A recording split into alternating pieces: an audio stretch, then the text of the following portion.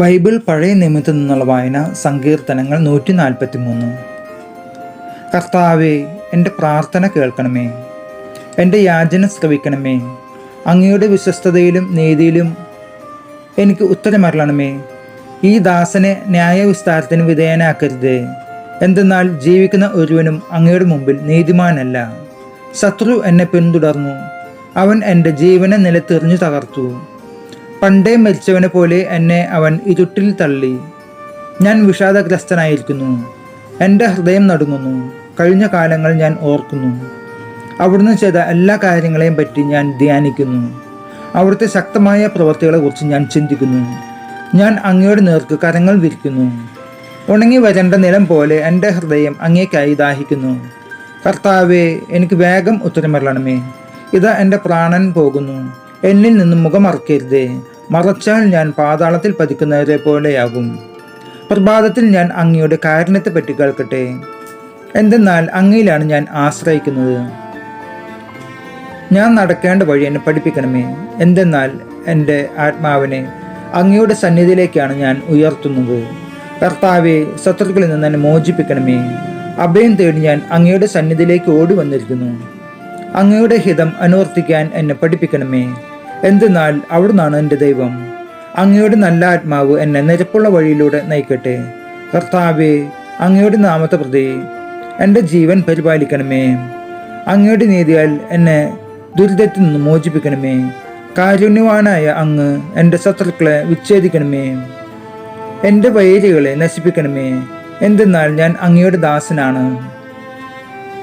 എൻ്റെ അഭയശിലയായ കർത്താവ് വാഴ്ത്തപ്പെടട്ടെ. യുദ്ധം ചെയ്യാൻ എൻ്റെ കൈകളെയും പടപൊരുതാൻ എൻ്റെ വിരലുകളെയും അവിടുന്ന് പരിശീലിപ്പിക്കുന്നു. അവിടുന്നാണ് എൻ്റെ അഭയശിലയും ദുർഗവും ശക്തി കേന്ദ്രവും. എൻ്റെ വിമോചകനും പരിചയം ആയ അങ്ങയിൽ ഞാൻ ആശ്രയിക്കുന്നു. അവിടുന്ന് ജനതകളെ കീഴടക്കുന്നു. കർത്താവെ, അവിടുത്തെ ചിന്ത വരാൻ മർത്തിന് എന്ത് മേന്മയാണുള്ളത്? അവിടുത്തെ പരിഗണന ലഭിക്കാൻ മനുഷ്യപുത്രന് എന്ത് അർഹതയുണ്ട്? മനുഷ്യൻ ഒരു ശ്വാസത്തിന് തുല്യനാണ്. അവൻ്റെ ദിനങ്ങൾ മാഞ്ഞു പോകുന്ന നിഴൽ പോലെയാകുന്നു. കർത്താവെ, അങ്ങ് ആകാശം ചായച്ച് ഇറങ്ങി വരണമേ. പർവ്വതങ്ങളെ സ്പർശിക്കണമേ, അവ പുകയട്ടെ. ഇടിമിന്നലയച്ച് അവരെ ചിതറിക്കണമേ. അസ്ത്രങ്ങളയച്ച് അവരെ തുരത്തണമേ. ഉന്നതത്തിൽ നിന്ന് കൈനീട്ടി എന്നെ രക്ഷിക്കണമേ. പെരുവെള്ളത്തിൽ നിന്ന് ജനതകളുടെ കയ്യിൽ നിന്ന് എന്നെ രക്ഷിക്കണമേ.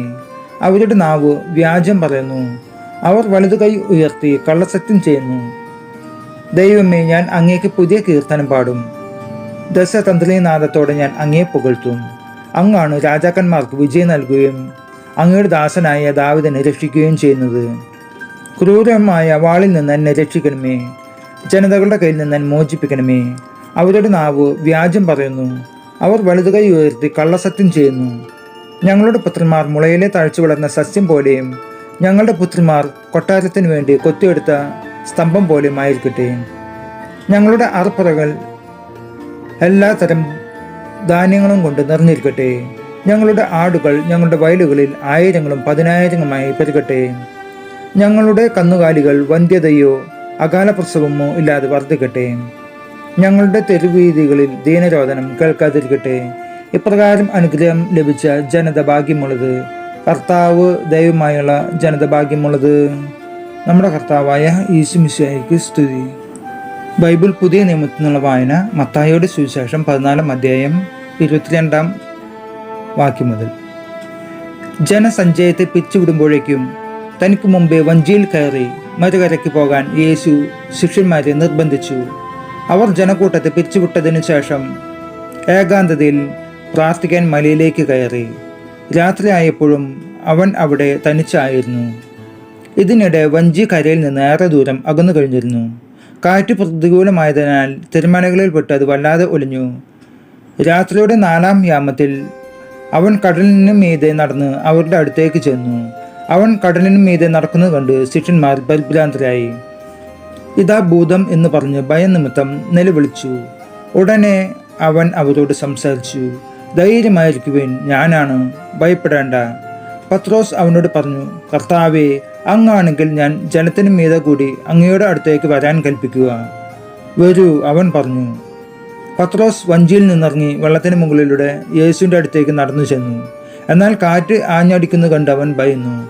ജലത്തിൽ മുങ്ങി താഴാൻ തുടങ്ങിയപ്പോൾ അവൻ നിലവിളിച്ചു പറഞ്ഞു, കർത്താവേ, രക്ഷിക്കണമേ. ഉടനെ യേശു കൈ നീട്ടി അവനെ പിടിച്ചുകൊണ്ട് പറഞ്ഞു, അല്പവിശ്വാസി, നീ സംശയിച്ചതെന്ത്? അവർ വഞ്ചിയിൽ കയറിയപ്പോൾ കാറ്റ് ശമിച്ചു. വഞ്ചിയിലുണ്ടായിരുന്നവർ അവനെ ആരാധിച്ചുകൊണ്ട് സത്യമായും നീ ദൈവപുത്രനാണെന്ന് പറഞ്ഞു. നമ്മുടെ കർത്താവായ യേശു മിശിഹായ്ക്ക് സ്തുതി.